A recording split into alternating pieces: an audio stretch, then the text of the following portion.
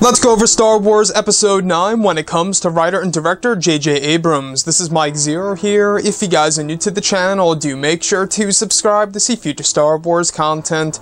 Now, as you all know, these past couple of days, there's been a lot going on behind the scenes over at Lucasfilm and Disney, etc., involving the Obi-Wan Kenobi movie and the Boba Fett film, and a whole lot more.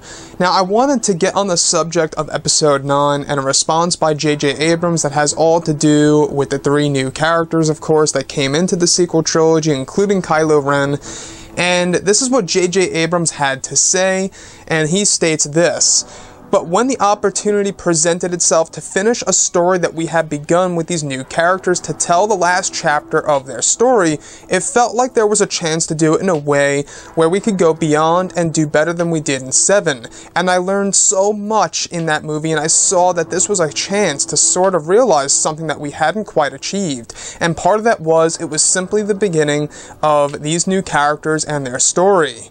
He goes on to state, "The opportunity to sort of take what we had learned, to take the feeling of who these characters are and what they are, and give them a final chapter that felt in the spirit of what we begun. It was too delicious of an opportunity to pass up." So I wanted to really talk about J.J. Abrams and Star Wars Episode 9 and what he said there about the final film in the sequel trilogy.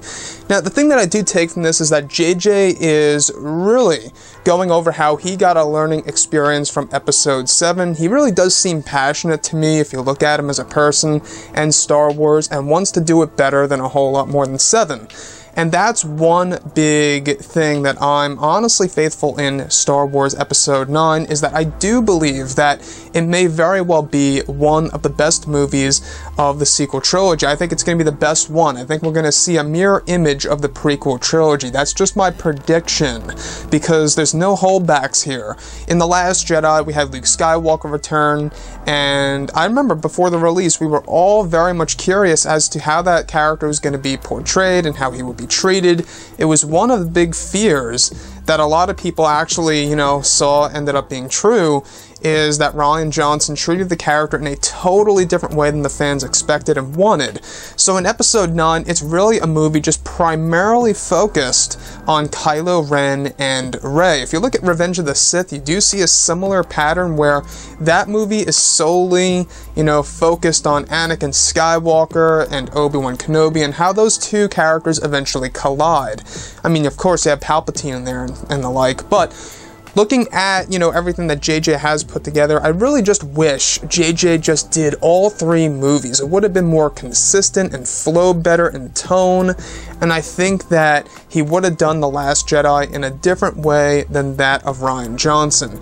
Now, JJ realizes that 9 holds an opportunity for him as a creative to explore something that has not been done in a Star Wars movie to date, which really does, perk a lot of people's ears up now, because they're really wondering as to exactly what JJ will be exploring in Episode 9. It has been said that this movie holds a lot of big and, mysterious surprises that will come to light, and I'm really very much, thinking about exactly what those big surprises will be. Now, he has expressed before in the past that he cannot wait to share it with everybody. He shows great enthusiasm. And when you look at him on all these different talk show hosts and all these different interviews, you can sense the enthusiasm.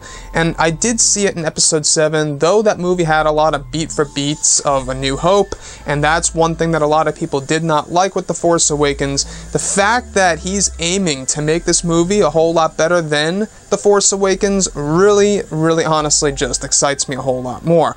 Now, I do have faith in this movie to a degree, since Chris Terrio, who wrote the script as well, that guy is a proven talent. He worked on a movie called Argo, excellent movie. I believe it has 90% on Rotten Tomatoes.